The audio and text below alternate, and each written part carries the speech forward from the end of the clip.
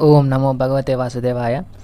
గరుత్మంతుడు స్వర్గం నుంచి అమృతాన్ని తీసుకువచ్చి తన తల్లి అయిన వినతకు తనకు దాస్యం నుంచి విముక్తి కలిగించి తన తల్లిని తీసుకొని తనకు నచ్చిన చోటికి వెళ్ళిపోయాడు. తర్వాత గరుత్మంతుడు విష్ణు భగవానుని సేవలో నిమగ్నమై శ్రీమన్నారాయణునికి వాహనంగా నిలిచిపోయాడు. శేషుడు తన తల్లి అయిన కద్రువ ఇంకా తన తమ్ములు చేసిన అధర్మానికి ఎంతో దుఃఖించి అధర్మ పనులను వీడడం ముఖ్యమని తలచి వెంటనే తన తమ్ములను తన తల్లిని వదిలివేసి సమస్త ఆర్యావర్తంలోని పుణ్యక్షేత్రాలను దర్శించడంలో నిమగ్నమైపోయాడు. తర్వాత శేషుడు బద్రికాశ్రమానికి వెళ్ళి అక్కడ బ్రహ్మదేవుని గురించి ఘోరమైన తపస్సు చేశాడు. శేషుని యొక్క భక్తి తత్పరకు అతని తపశ్చర్యకు బ్రహ్మదేవుడు మెచ్చుకొని శేషుని ముందు ప్రత్యక్షమయ్యాడు. బ్రహ్మదేవుడు శేషునితోని, ఇంత కఠినమైన తపశ్చర్యకు ఎందుకు పూనుకున్నావు? ఓ కద్రువానందన, నీకు ఏం వరం కావాలో కోరుకోమని అడిగాడు. దానికి శేషుడు బ్రహ్మదేవునితోని, ఓ బ్రహ్మదేవ, నా తమ్ములు నా తల్లి కలిసి గరుడునికి అతని తల్లి అయిన వినతాదేవికి ఎంతో కీడు చేశారు. నేను నా తల్లితోని సోదరులతో ఉండాలని అనుకోవట్లేదు. ఇలాగే తపశ్చర్యకు పూనుకొని ఈ దేహాన్ని విడుద్దామనుకుంటున్నాను అని బ్రహ్మదేవునితో చెప్పాడు. బ్రహ్మదేవుడు శేషునిలోని ధర్మగుణానికి మెచ్చుకొని, నీవు ఎంతో ధర్మతత్పరత కలిగిన వాడివి. నీవు అధమవర్తనులైన నీ సోదరులను విడిచి ధర్మ మార్గాన్ని అవలంబించావు. నీకు సత్యం పట్ల ధర్మం పట్ల ఆసక్తి కలిగి ఉన్నావు. కావున నువ్వు ప్రపంచంలో ఏ భారాన్నైనా మోయగలుగుతావు. కాబట్టి నిన్ను భూభారాన్ని మోయమని నేను ఆదేశిస్తున్నాను. ఇప్పటి నుంచి ధరణి అని పేరు కలిగిన ఈ భూమిని నీవు ధరిస్తావు.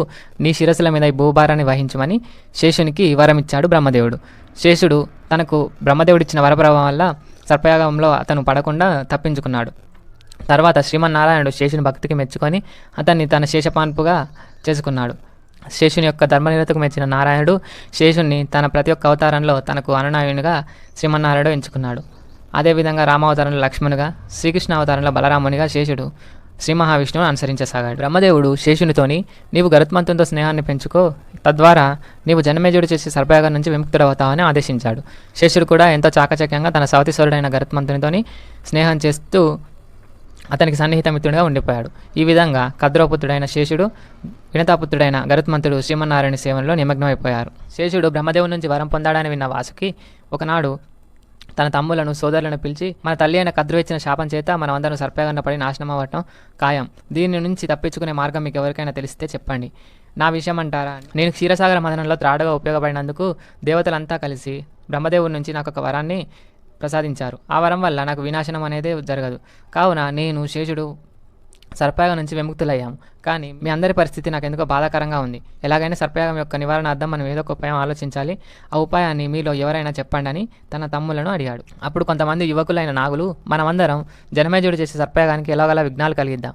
జనమేజయునికి మంత్రులమై అతన్ని సర్పయాగం చేస్తే అతనికి ఇహంలోను పరంలోను సుఖాలు లభించవని అతన్ని భయపెడదాం. బ్రాహ్మణులమై జనమేజయానికి దగ్గరగా ఉండి యాగం చేయకుండా నివారిద్దాం. అలాగే ఋత్విజులుగా ఉన్న బ్రాహ్మణులను మనం సర్పరూపంలో ఉండి వాళ్ళందరినీ భయపెడదామని యువకులైన నాగులు వాసుకి సలహా ఇచ్చారు. కానీ వాసుకి తనకు సర్వశాస్త్ర జ్ఞానం ఉన్నందువల్ల బ్రాహ్మణులు హవిస్సులు అందించే సమయంలో వచ్చే హోమమంత్రోచ్చారణలో మీరు చేసే ఏ కార్యాలు ఫలించవు. ఆ యొక్క తేజస్సు, ఆ బ్రాహ్మణుల యొక్క మంత్రపటిమ వల్ల వచ్చే మహిమతో మీరు ఖచ్చితంగా నాగులన్న విషయం వారందరికీ అర్థమైపోతుంది. అనుకున్న విధంగా వారు మళ్ళీ హవిస్సులను అందజేసి మిమ్మల్ని ఉన్న చోటనే భస్మీపటలం గావించగలరు. కావున ఈ ఉపాయాన్ని మానివేసి మరొక ఉపాయాన్ని ఆలోచించండి అని తన తమ్ములతో చెప్పాడు.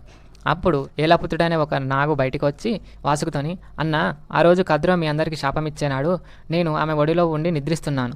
నిజానికి నాకు నిద్ర రాకపోయినా కానీ అమ్మ ఒడిలో ఉన్న ఆనందం వేరే ఎక్కడ దొరకదన్న ఆనందంతో తల్లి ఒడిలో ఉన్న నాకు బ్రహ్మదేవుడు దేవతలతో మాట్లాడే మాటలు కొన్ని వినిపించసాగాయి. మన తల్లి కద్రువ మీ అందరికీ శాపం ఇచ్చిన తర్వాత దేవతలంతా బ్రహ్మదేవుని దగ్గరికి వెళ్ళారు. దేవతలంతా కలిసి బ్రహ్మదేవుని దగ్గరికి వెళ్ళి, కన్న తల్లి అయిన కద్రువ తన పిల్లలకి శాపం ఇస్తున్నా మీరు ఎందుకు ఆపకుండా ఉన్నారని బ్రహ్మదేవుని అడగగా, నాగులు ఎంతో విషపూరితమైన జీవులు, భూమి మీద మనగడకు ఎంతో హానికారకం అవుతారు.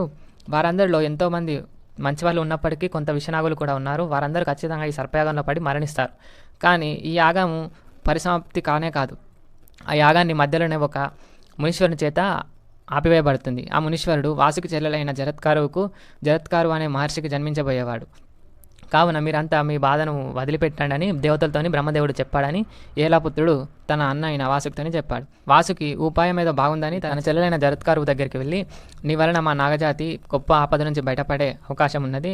కావున నీవు జరత్కారుడు అనే మహర్షిని పెళ్లి చేసుకొని నీ పుత్రుని ద్వారా సర్పయాగాన్ని నివారించమని తన చెల్లెల్ని అభ్యర్థించాడు.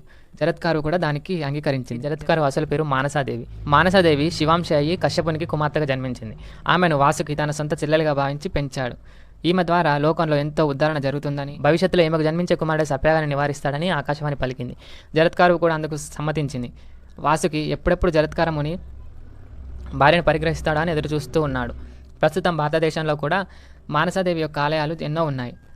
ఆమెను పూజిస్తే నాగుల నుంచి భయం తొలుగుతుందని, సర్ప విముక్తులవుతారని జనులు ఆమెకు పూజలు చేస్తూ ఉంటారు. జరత్కారు మహర్షి ఎప్పుడు తపస్సాధనలు చేస్తూ తపస్సులో నీలమై ఉంటారు. ఆయన కఠినమైన బ్రహ్మచర్యాన్ని పాటిస్తూ ఉంటారు. ఒకవేళ వివాహం చేసుకొని సంసార సాగరంలో మునిగితే అది మోక్షానికి అడ్డు వస్తుందని ఆయన ఎప్పుడు తలబోస్తూ వివాహం చేసుకోకుండా అడవులలో ఒంటరిగా నివసిస్తూ బ్రహ్మచర్యాన్ని పాటిస్తూ ఎంతో గొప్పైన తపస్సును చేస్తూ ఉన్నారు. ఒకనాడు జరత్కారుడు ఒక కొలను దగ్గరికి వెళ్ళగా అక్కడ జారగడ్డి దుబ్బును పట్టుకొని వేలాడుతున్న కొంతమంది మహర్షులను చూశాడు. ఆ జారగడ్డి దుబ్బు యొక్క వేర్లను కొన్ని ఎలుకలు కొరికివేస్తున్నాయి.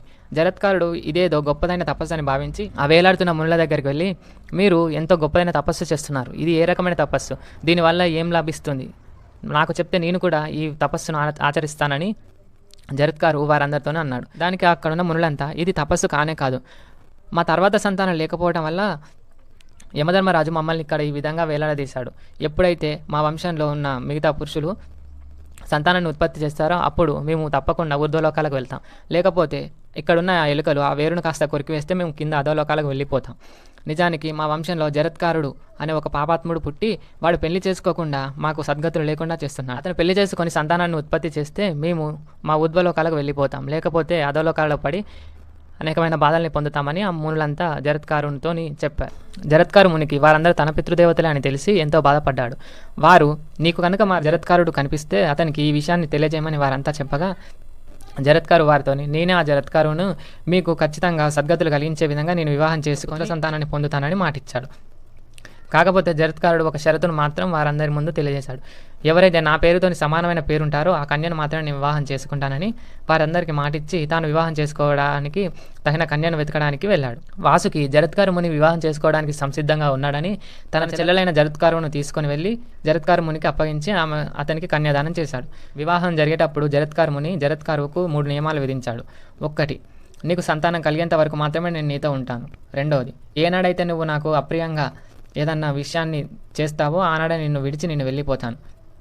3, నీవు తిరిగి మళ్ళా నన్ను కలిసే ప్రయత్నం ఎప్పటికీ చేయొద్దు. నేను నిన్ను విడిచి వెళ్ళిన తర్వాత తపసాధనలు చేస్తూ మోక్షాన్ని పొందాలని కోరుకుంటున్నానని 3 షరతులు విధించాడు. జరత్కారువు ఆ 3టికి ఒప్పుకుంది. జరత్కారువు తన భర్త విధించిన 3 షరతులకు ఒప్పుకొని తన భర్తను ఎప్పుడు కంటికి రెప్పలా సేవిస్తూ ఆయనకు ఎటువంటి అగౌరవం జరగకుండా చూస్తూ ఉన్నది. ఇదిలా ఉండగా ఒకనాడు జరత్కారు ముని జరత్కారువు తొడ మీద తలపెట్టి నిద్రపోతూ ఉన్నాడు. ఆయన నిద్రావస్థలో ఉండగా ఆయనకు గాలి విసురుతూ జరత్కారువు కూడా ఎటు కదలకుండా నిలిచిపోయింది. ఇది ఇలా ఉండగా సాయం సంధ్య రానే వచ్చింది. బ్రాహ్మణుడైన జరత్కారుడు సాయంకాలం విధులను పూర్తి చేసి సంధ్యావందనాది కార్యక్రమాలు ముగించాలని జరత్కారువు అనుకున్నది. వెంటనే ఆ మునిని నిద్రలేపాలని ఆమె అనుకున్నది. ఒకవేళ నిద్రలేపితే ఆ ముని కోపిస్తాడేమో అని భయపడింది. నిద్రలేపితే ముని కోపిస్తాడు, నిద్ర లేపకపోతే సాయం సంధ్యంలో చేయవలసిన సత్కర్మలు ముగిసి ధర్మభంగం అవుతుంది. ఏది ఏమైనప్పటికీ నా భర్తకు ధర్మభంగం జరగకూడదని ఆయనను లేపితే ఆయన నన్ను కోప్పడినా పర్వాలేదని జరత్కారుణ్ణి నిద్రలేపింది. జరత్కారుడు నిద్రలేచి, ఎందుకు నన్ను నిద్రలేపావని అడిగాడు. ఆమె మీద కోపగించుకున్నాడు. సాయం సంధ్య కావస్తుంది కాబట్టి మిమ్మల్ని నిద్రలేపానని జరత్కారునితో చెప్పింది. అప్పుడు జరత్కారుడు కోపంతో, నేను నిద్రపోతుండగా సూర్యుడు ఎందుకు అస్తమిస్తాడు? నా కోపాన్ని తెలుసుకొని సూర్యుడు ఖచ్చితంగా అక్కడే నిలిచి ఉంటాడు. నీకు నా శక్తి మీద ఎటువంటి నమ్మకం లేనట్టు ప్రవర్తించావు. ఈనాడు నీవు నాకు అగౌరవాన్ని కలిగించావు. కావున నేను నిన్ను విడిచి వెళ్ళిపోతున్నానని జరత్కారుని విడిచి వెళ్ళిపోయాడు. జరత్కారుని జరత్కారుతోని సంసార సుఖంలో నాకు ఎప్పటికీ ఇష్టం లేకపోయినప్పటికీ నా పితరులకు సద్గతులు కలిగించడానికే నిన్ను వివాహం చేసుకొని నీకు పుత్రదానం చేశాను. నీ కడుపులో జన్మించేవాడు ఎంతో గొప్ప నిష్ఠాగరిష్ఠుడు, అతడు ఎంతో మంచివాడు.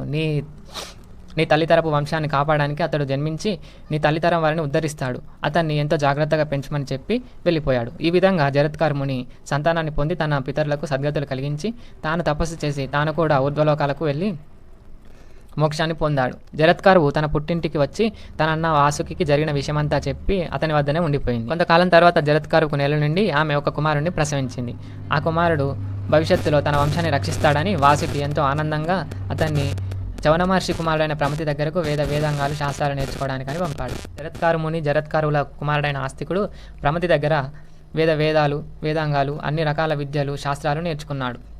ఆస్తికుడు అన్ని శాస్త్రాలను అన్ని ధర్మాలను తెలుసుకున్న తర్వాత ఏనాడైతే జనమేజయుడు సర్పయాగం చేస్తాడో ఆనాడు నీవు వెళ్ళి ఆ యాగాన్ని ఆపివేయమని జనమేజయ మహారాజును కోరాలని వాసుకి తన మేనలుడైన ఆస్తికుతని చెప్పాడు. ఆస్తికుడు తన మేనమామలను ఉద్ధరించడానికి ఆ అభ్యర్థనకు ఒప్పుకున్నాడు. ఎప్పుడు జనమేజయ మహారాజు సర్పయాగం చేస్తాడు అని ఆస్తికుడు తన తల్లి అయిన మానసాదేవితోని మేనమామలైన వాసుకితోని సర్పాలతోని కూడి తన ఆశ్రమంలో నివసిస్తూ ఉన్నాడు. ఓం నమో భగవతే వాసుదేవాయ.